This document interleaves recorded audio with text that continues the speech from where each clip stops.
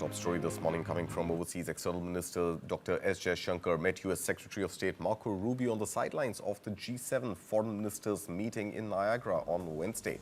Jaishankar took to social media platform X while appreciating Rubio's condolences on the loss of lives in the recent blast in New Delhi. The two leaders discussed a wide range of issues, including trade, supply chain and global developments. Jaishankar said they also exchanged views on the ongoing conflict in Ukraine and developments in the Indo-Pacific region. The meeting was one among several high-level diplomatic engagements held by the External Affairs Minister during the G7 foreign ministers meeting, highlighting India's active role in global discussions. Meanwhile, the External Affairs Minister also met his Canadian counterpart, Foreign Minister Anita, Anand, on the sidelines of the same G7 foreign ministers meeting. The two leaders discussed ongoing progress in bilateral cooperation under the India-Canada Roadmap 2025. In a post on X, Jaishankar said he was, and I quote him, delighted to meet Minister Anand, unquote, and congratulated her on hosting the G7 meet. He appreciated the progress made under the new roadmap and expressed optimism about further rebuilding the bilateral partnership. Remember, the India-Canada Roadmap 2025 aims to strengthen cooperation based on shared democratic values, respect for the rule of law, and a commitment to sovereignty and territorial integrity.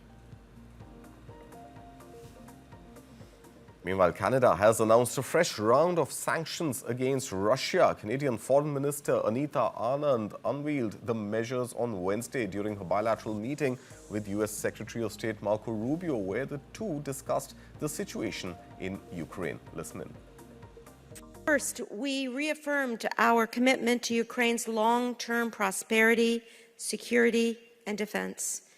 Canada has made it a priority of our G7 presidency to maintain and strengthen our support for Ukraine at every opportunity.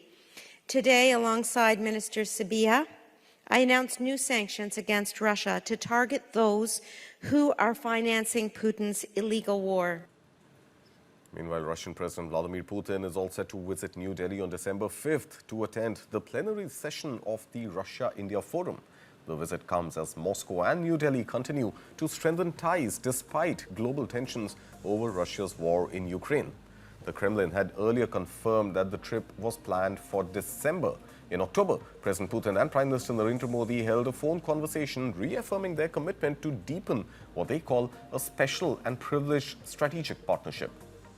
The two leaders discussed cooperation in key sectors, including trade, energy and defense, highlighting the continuity of strong bilateral relations.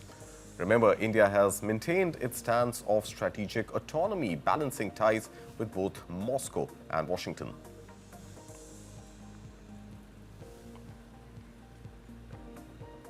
And from news on external affairs to home affairs, especially on finance, Finance Minister Nirmala Sitharaman met Saudi Arabia's Minister of Investment, Khalid Falih, to discuss the Bilateral Investment Treaty between the two nations. The meeting focused on expediting the conclusion of the treaty, which aims to boost two-way foreign direct investment and deepen economic cooperation. Saudi Arabia is India's fifth largest trading partner, while India is the kingdom's second largest. Remember, in FY 2024-25, that's the last financial year, bilateral trade between the two countries stood at $41.88 billion, with Indian exports valued at almost $12 billion and imports stood at over $30 billion.